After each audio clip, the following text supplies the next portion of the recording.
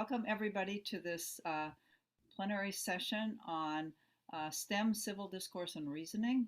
I think over the last years, we've all come to realize how important STEM topics are across our lives. And one of the challenges that we have is to communicate that to our students and our curriculum materials and across the field of learning science and STEM. This very recently, this wonderful report,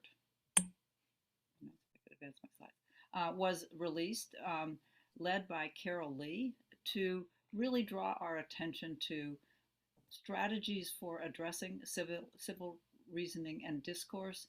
And it's such a timely report. There's just so many issues that make it obvious why STEM needs to be infused with issues of civic reasoning and discourse. Besides the public health crisis, we've had numbers of serious presentations about economics. There's continuing racial injustice and a climate crisis, and each of these areas has important connections to STEM fields and instruction, and we have the opportunity to really get the public engaged in these issues through our educational programs. Today, we're bringing together leaders in this area to stimulate our thinking, and we're combining our expertise to deepen our understanding, and jointly, we're really drawing on everyone in this session to develop compelling strategies and to identify promising questions that we can really address from a STEM perspective to contribute to this important initiative. Our first speaker is Carol Lee, the lead author of this report, and as I always say, a force of nature. We are so lucky to have her here to motivate us to think about these issues, and I want you to know that she started thinking about them way before she issued this report. She mentioned to me that when she was trying to, as an English teacher, teach third graders about mathematics, she introduced computers and binary numbers in order to explain that mathematics is socially constructed. So we're going to be lucky to hear from her and have her tell us about what she's done in this area. And I think I'll introduce the next speaker after she's had a chance to tell us her inspiring message. So I'm going to first apologize by how quickly I'm going to go through these slides, but they will be available, as I understand it, on the site so people can come back and revisit this. So this is a report from the National Academy of Education. Oh, my time. And involved a panel of experts from a variety of fields. As you can see represented here, we wrestled with the question of what should we do in the civic domain, responding to the challenges that have been so pervasive in the last few years. We were inspired in this work in part by a whole host of events going on around mass shootings, what happened, of course, January 6th, the Black Lives Matter, the prevalence of low scores on NAEd civics exam, the pandemic, et cetera. There's the whole host of sort of challenges in the civic domain that we have, as a country, not figured out a way how to wrestle with. And our question really was both a short and long-term question about how public education in particular can play a role in preparing young people to engage in reasonable ways informed by democratic principles and values with these persistent conundrums.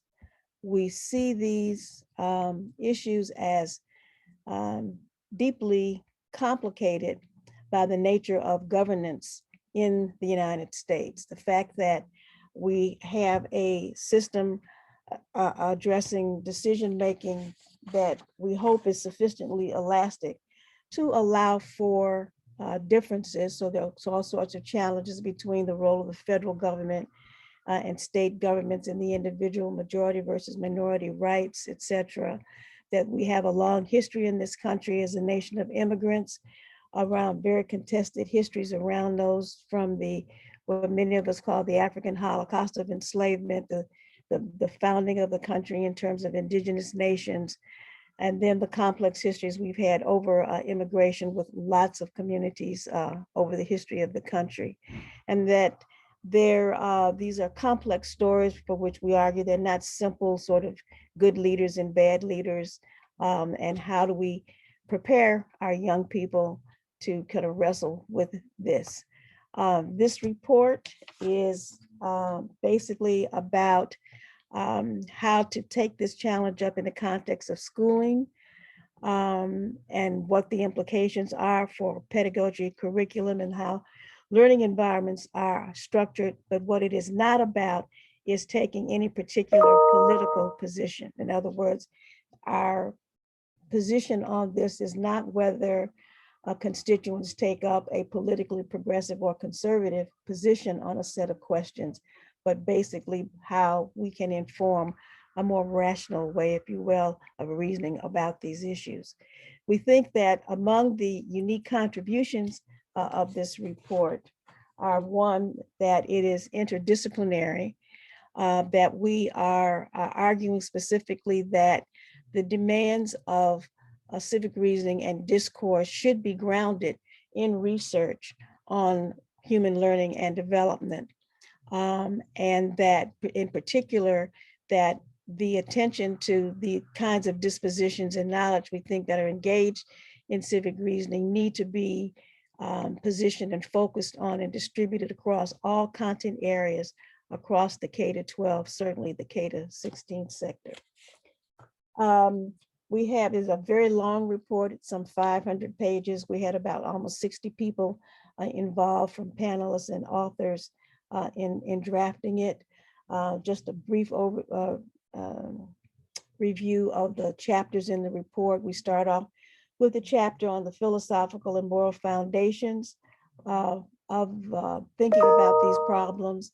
I'm going to particularly focus today on the argument in the chapter on what we can learn from human learning about learning sciences and research in human development, about how the particular competencies, what is the scientific basis for trying to think about how people learn the kinds of dispositions we think are required. We have a chapter on the history of how these issues around civic learning have been engaged historically in schools across the country.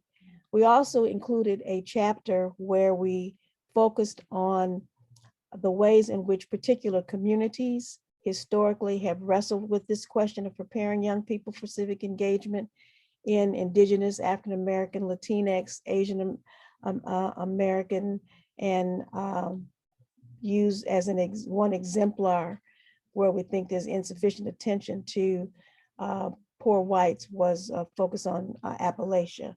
And also a chapter that takes an international focus in terms of broader ecological factors that are influencing how issues of civic education in particular are taken up. We have a chapter looking at what does this mean for the organization of classrooms? What does it mean for challenges in digital media and for the preparation of teachers? So in terms of the specific focus of this conference in terms of science, one of the things I discovered, which I didn't actually know when we were working on the report, are the number of initiatives that apparently have been in play for some time in the field of science education. The National Science Teachers Association report on teaching science in the context of societal and personal issues, the practitioner journals focusing on these issues, a statement from the National Association of Biology Teachers on these issues, et cetera. So it does seem certainly that there is a groundswell of interest in the relationship between science in the public domain and how it is taken up in civic issues in your field. The question then of how science and civics might be connected. One of the things that was kind of interesting. I happened to hear about a book this guy was writing, but things like the foundational work that Posture did around posturization, um, the scientific finding in and of itself was not sufficient, but there had to be civic action, which took some years in terms of policies and practice for these scientific findings, in this case, to be taken up in the public arena.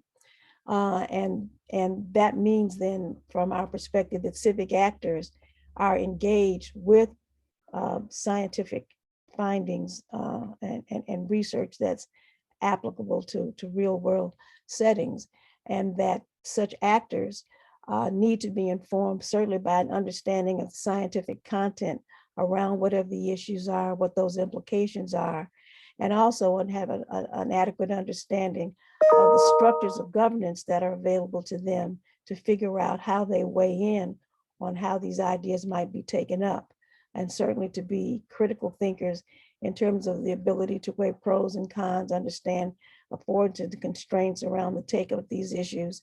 And we've seen this very much so clearly in the current environment around COVID. We argue that this grounding of how to think about these issues in the public domain need to be grounded in the science of learning, looking, for example, at the ways in which scientific misinformation is so prevalent here. These arguments, for example, that vaccines place magnets in your body and, you know, that's why you shouldn't get vaccinations. This whole question of thinking about the relationship between individual rights to wear a mask or not wear a mask, be vaccinated or not be vaccinated, against the question of a larger public good.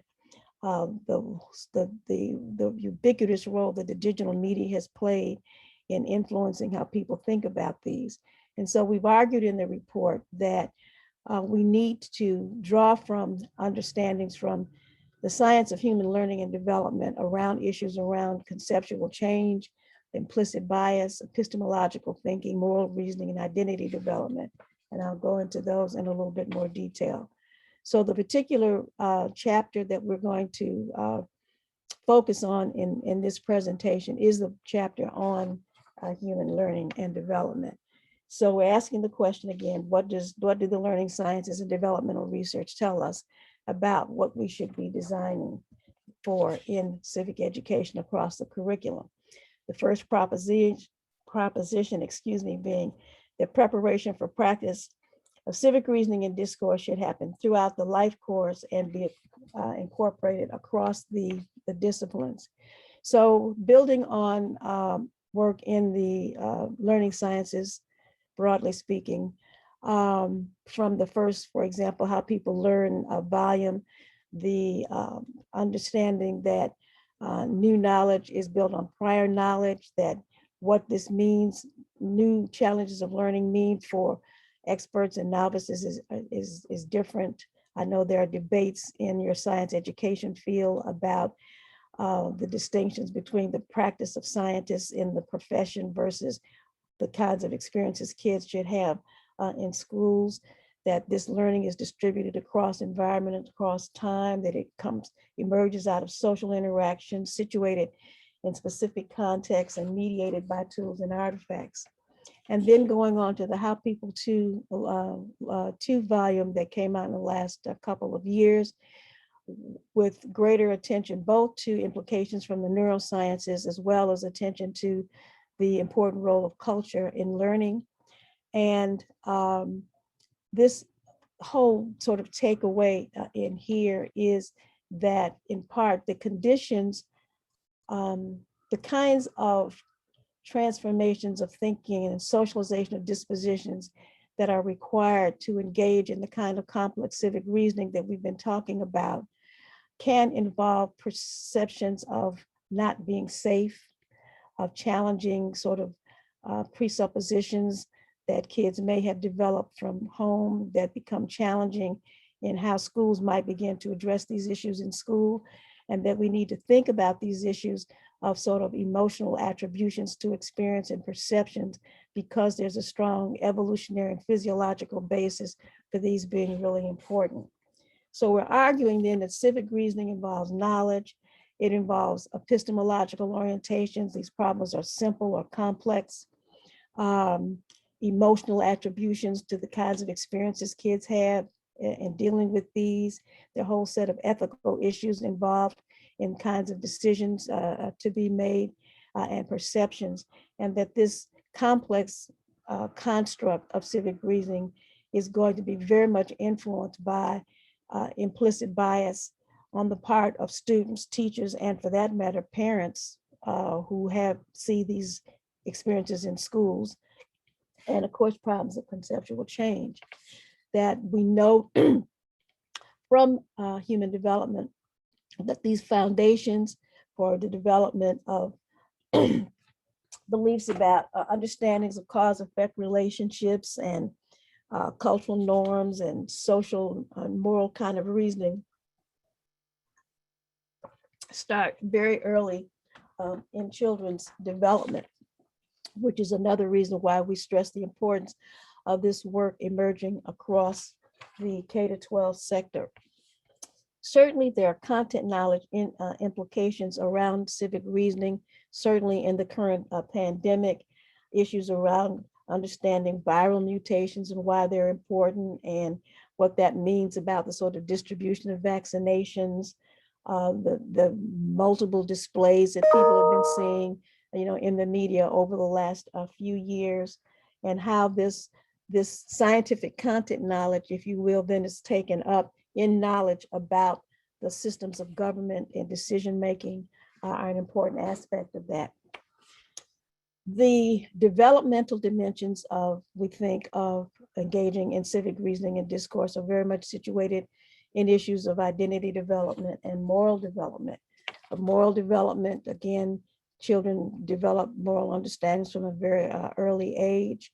And that across the board, there's this very interesting and a developmental trajectory of children, and for that matter, changes in form across the life course of this navigating between the interest of the ego and the interest of others. In terms of identity development, they were arguing that identity development is very much entailed in civic reasoning and discourse, multiple aspects of identity, from my personal identity to my identity with particular groups around, for example, race and gender, et cetera, that may be impacted by action in the civic domain.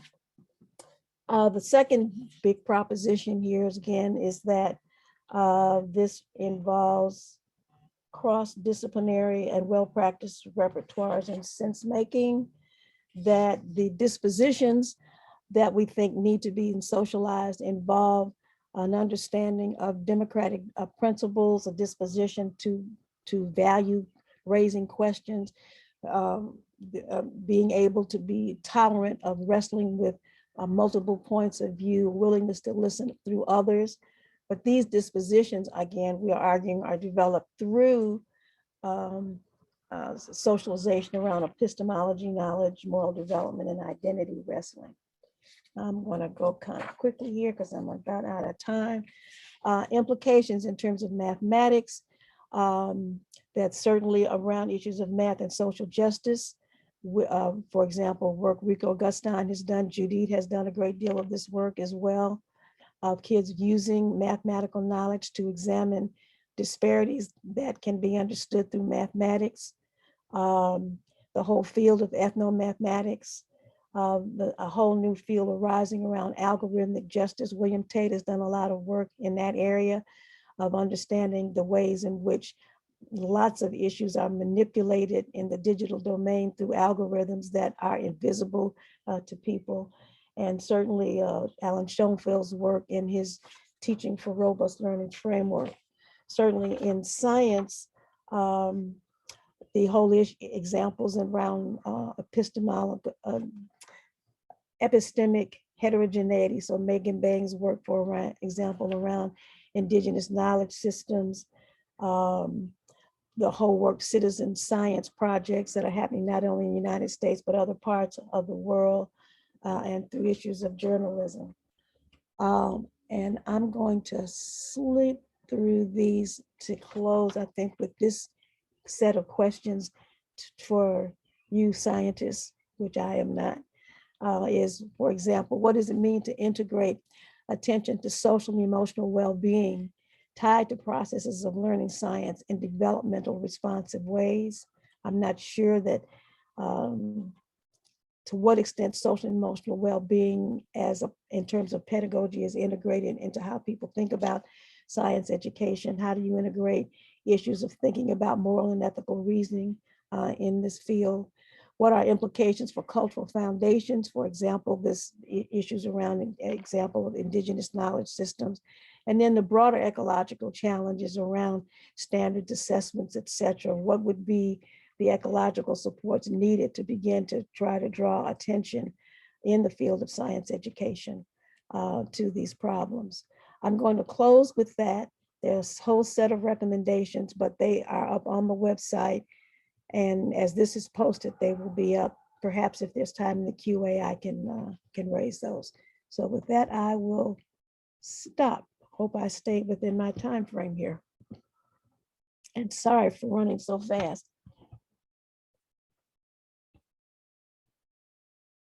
Thank you so much, Carol, and I really appreciate that you drew attention to such important issues as social and emotional development and the whole connections between science and civic discourse. And that's really what we're here today to think about: science and mathematics and civic discourse.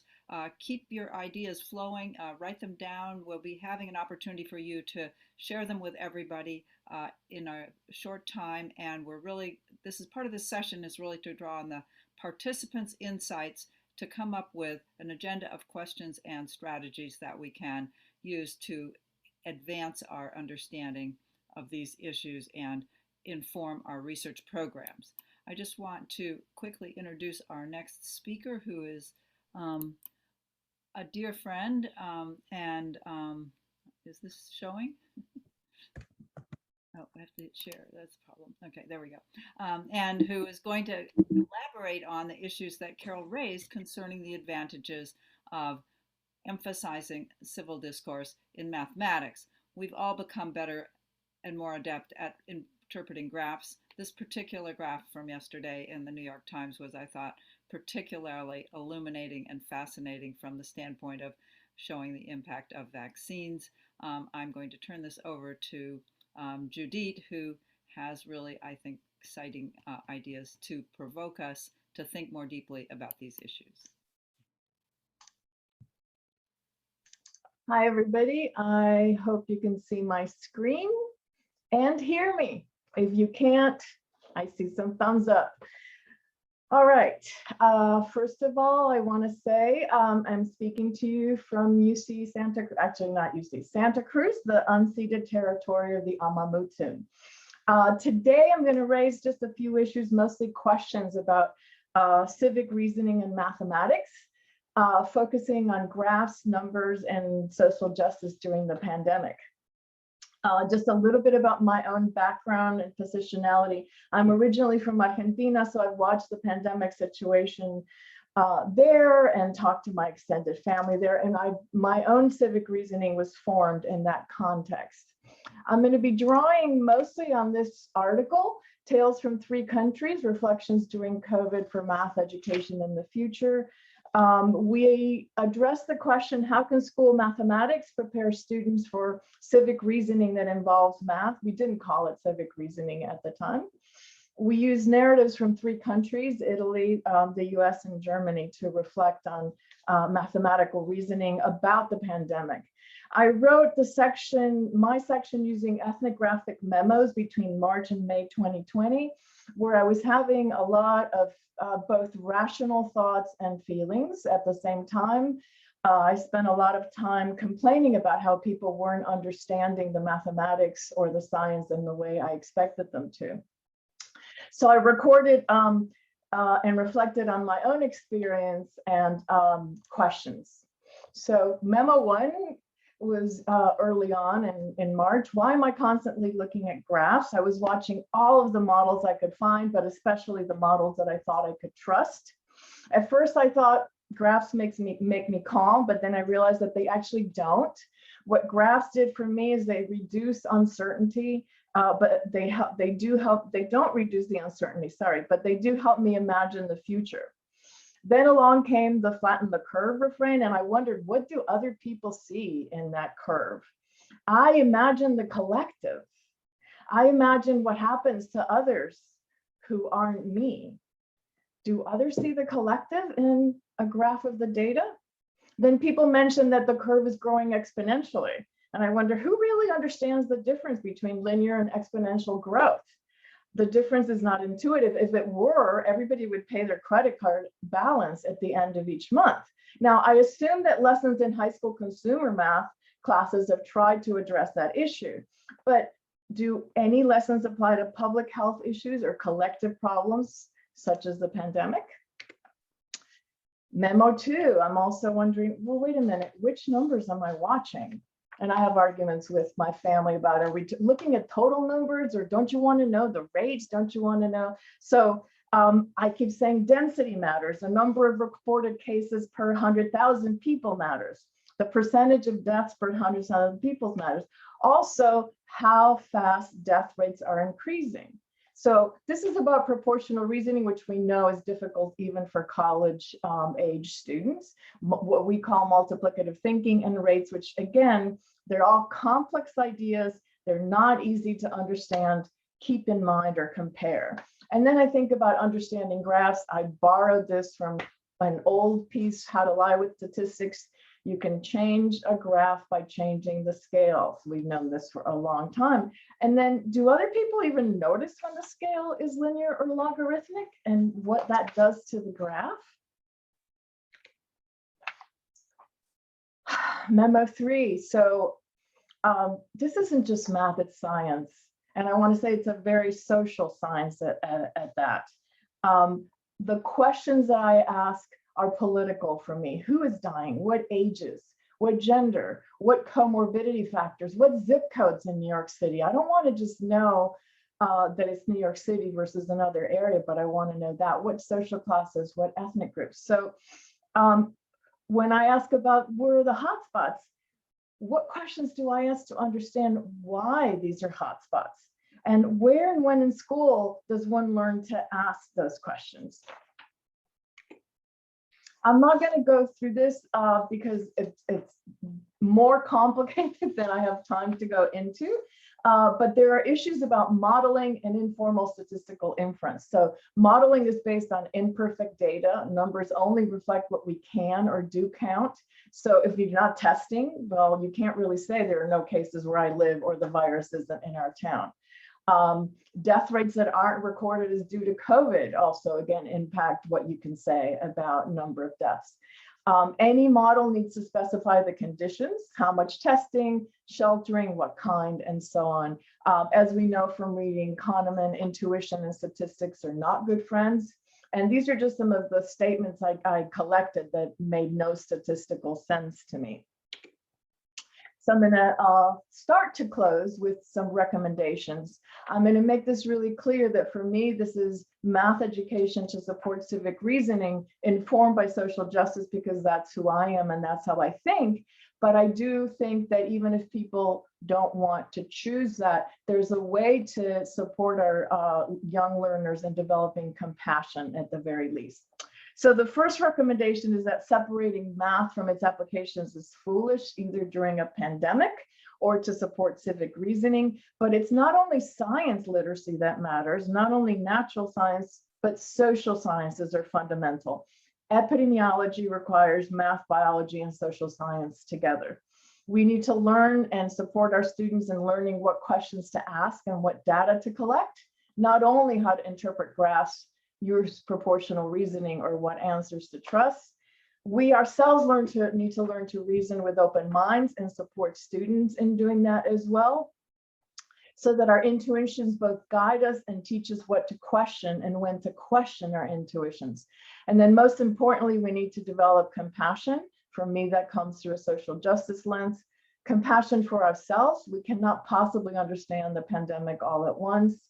Compassion for science and scientists. It and they have their limits, and compassions for others who are not me, so we can think well about the collective and not only the individual. I'm looking at the time. my last slide is to remind us again to not reinvent the wheels. These are just two examples of lessons, one from Rico Gutstein, Driving While Black or Brown, another one around the Flint water catastrophe that's been created and used and piloted. And then I'm going to close with maybe our toughest challenge. All of these conversations will generate feelings. That's part of what happens, and teachers will need support in learning to deal with difficult conversations. And this is just one of the many books that supports conversations with educators. Thank you, and I think I'm within my time.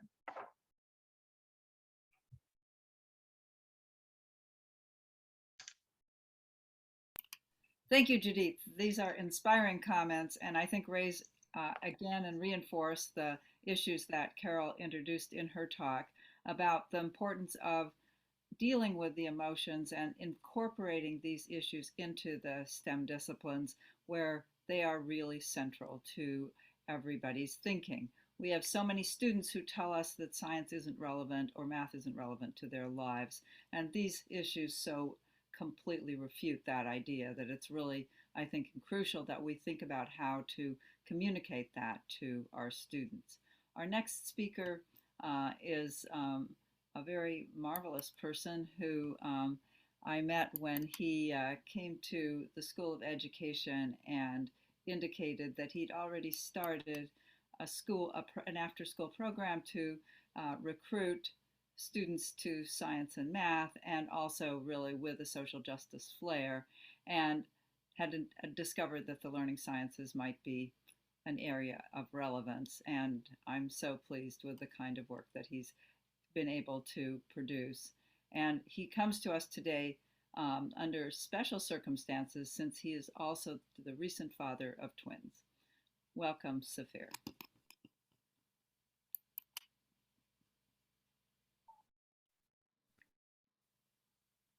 Thank you so much.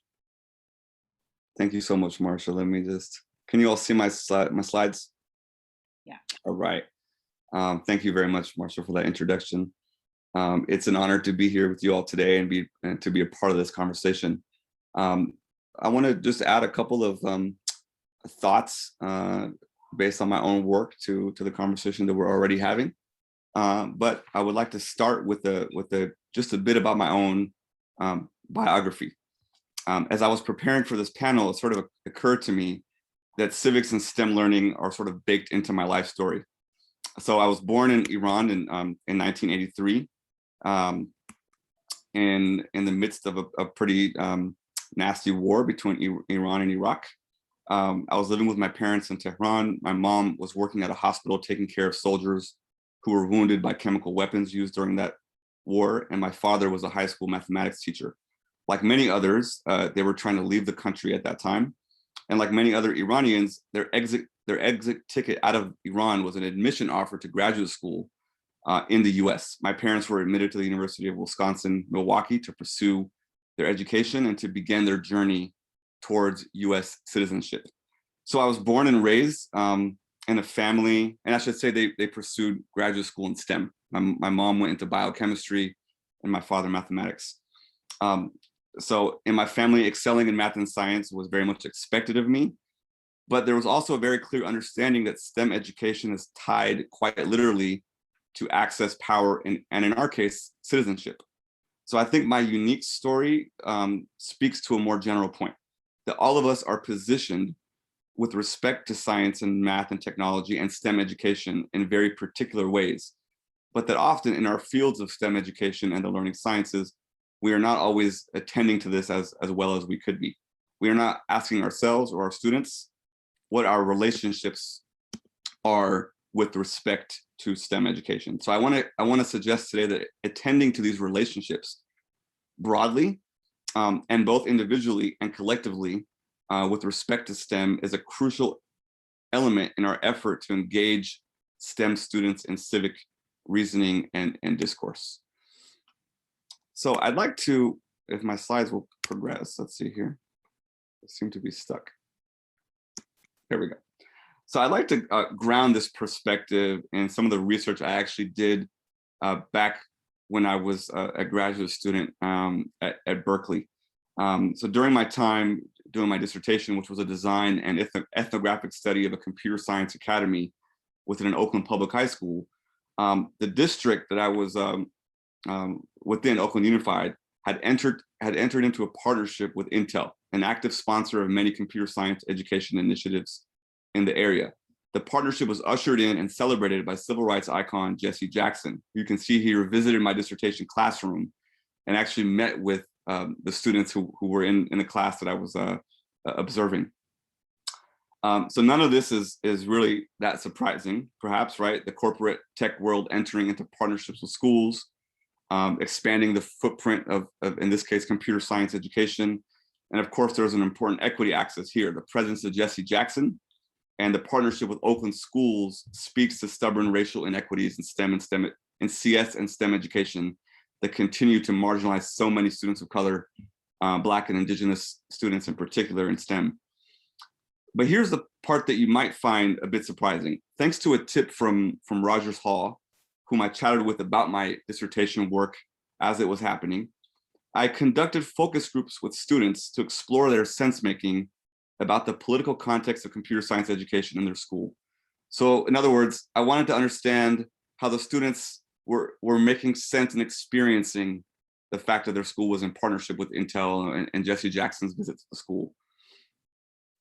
I learned that there were actually a lot of viewpoints in the matter. And there wasn't a monolithic perspective, but what I found was that many of the students of color had a lot of misgivings and questions and sometimes critiques about the broader civic and ethical layers of computer science education happening within their school.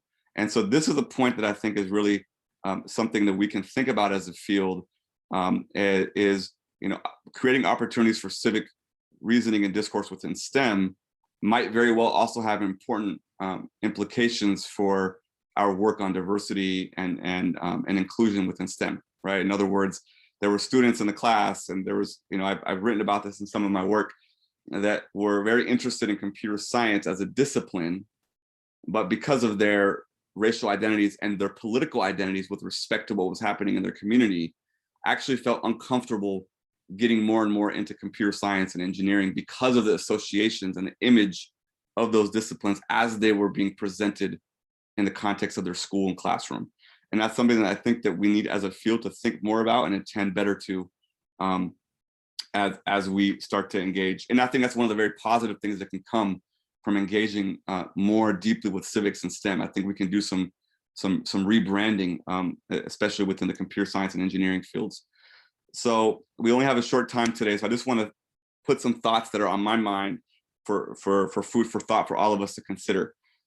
So I think, like many of you, this over the past year and a half between the historic uprisings against racial injustice and the pandemic, I think that we know there's a profound responsibility that we have within the field of STEM education to really connect more deeply and rigorously with civics and ethical issues.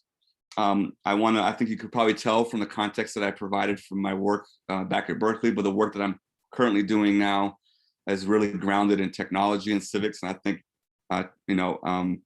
math education and science education have historically done a much better job, I think, of engaging some of the ethical and civic and social issues connected to those disciplines. I think technology and civics is a really important emerging area. And as I understand, the NSF is planning to do more with the technology directorate. So I really hope that we can, use our collective voice to push to make sure that technology and civics becomes an important area of focus in our community. I think a third point that I think is important to put on the table for all of us to consider is that as we move towards civics within kind of US centered spaces in STEM education, we should really make sure we're not losing sight of kind of global perspectives and historical perspectives. I think that we can learn a lot from engaging our students and these kinds of perspectives and really understanding what's happening in different parts of the planet with respect to STEM education. And lastly, I think we have to really always make the case that there's so much to learn, right?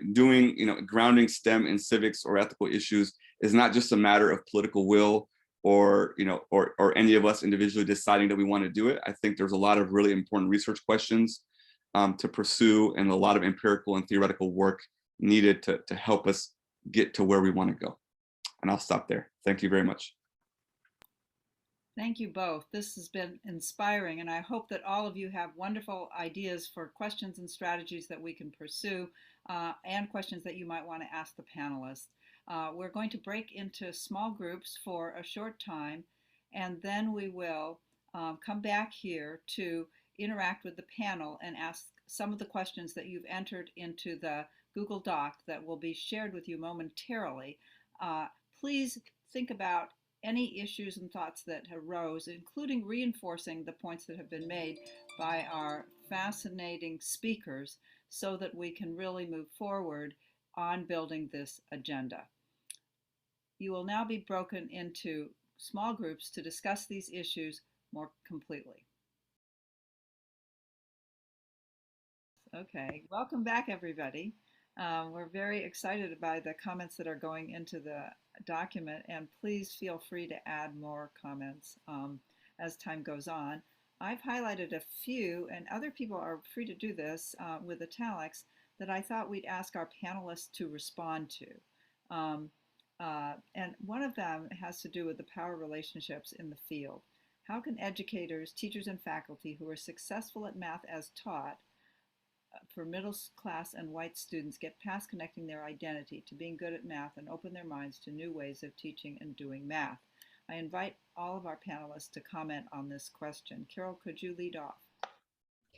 Well, one of the reasons that we included in the civics report this chapter on what can we take from the science of human learning and development relates to both children and adults. And that is that when we engage in these kinds of debates, issues of implicit bias and in issues of conceptual change and issues of sort of moral reasoning and epistemological reasoning are the underpinnings of how you engage in those kinds of conversations. And so my short answer would be that however we think about addressing the kind of challenge that's raised in that question needs to be informed by whatever the structure of those conversations, relationships are, that if they're not structured in such a way that all parties feel safe, that somehow some issues that people have to wrestle with the question of democratic values and ethics and morality have to come into play, and that across the board, when we looked at a lot of the work and many reports coming out around civics education right now, with implications for pedagogical practices of teacher education, on the whole, then there's no reference to what the science of human learning and development would suggest about why those pedagogical strategies should be organized in the ways that they are. Judy? If I heard the question, if I understood it correctly, I want to say three things. First of all, for the people who are teaching, even when you're good at math, others may not perceive you as such. So use that experience.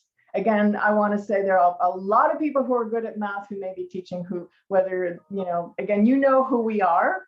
No matter what you do, other people will be perceived as being good at math, even though you know internally that you are good at it and love it. So use that. One of the tools that we've been using in math for a long time is called a math autobiography. Write about your own experiences as a teacher, as a learner. And again, you're going to find that there have been difficult experiences for many, many people. It's Evelyn Fox Keller used a phrase that I really love. Math is the epistemic apex of power, and it is used and abused to make people feel like we're not intelligent enough. And so starting with a math autobiography will get many of us to share whether, regardless of how educated we are in math, we are not perceived that way. So start there. The second one is, what does it mean to be good at math? I work with math majors, and they will insist that they're good at memorizing and doing procedures, and that that's what math is, until they get to a class where they have to prove something, and then they fall apart and they say, or of course, until they get to statistics, then all their intuitions are wrong. So to really get at what does it mean to be good at math, that it's not memorizing and being a calculator, but it's understanding graphs and not getting caught into additive thinking, even when it's really a pitfall that you want to go into. So catching yourself and thinking about, what's that pitfall that's coming up that I learned in math, may actually be a good way to think about civic reasoning, right? What's that pitfall that I'm really attracted to think about things in either or, but I need to think about both and. Safir, would you like to comment on that, or you can pick one of the other questions if you'd like?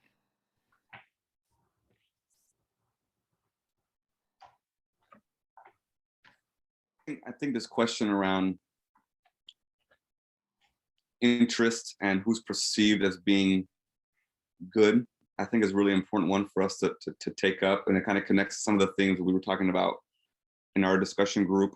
I think there's been, and partially our research community is part of this narrative, there's been a framing of interest and doing well in STEM fields as tied to having the right right kinds of opportunities and right levels of access and the adequate social supports, and all those are really important, but they're only part of the story, right? So I think thinking about interest in STEM and who's good at STEM as being also constructed in going back to one of the points I was trying to introduce, being part of the relationships that we have as communities to STEM.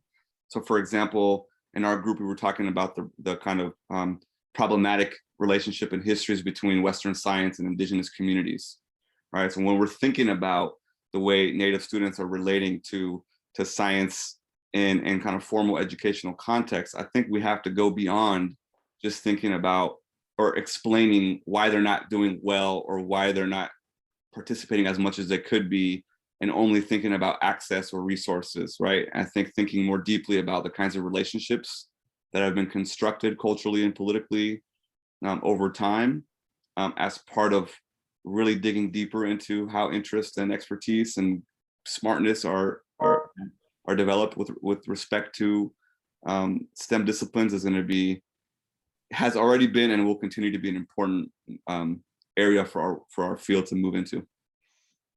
And if I could just quickly, again, coming back to my original point, part of what we're talking about here are epistemological orientations, right? And that scientists, mathematicians who are in the cutting edge work of exploring value uncertainty. They don't perceive themselves as sort of finite finalists, whatever. It's the engagement with the uncertainty is what makes it interesting and fascinating. And that's why we keep coming back to saying, how can some foundational issues about what we understand about human learning and development inform how we think about these specific kinds of challenges? I want to thank our panelists and our participants. I think together we have achieved the goal that we wanted, which is to really jointly come up with strategies and questions that will inform an agenda to advance our understanding of civic reasoning and discourse in STEM. We will summarize these remarks and make them available, especially to the National Science Foundation and also to the DRK-12 community. Thank you all for your insights, your contributions, and all the great work that you do in the world of science education and math education and engineering education and technology education. Enjoy the rest of the conference.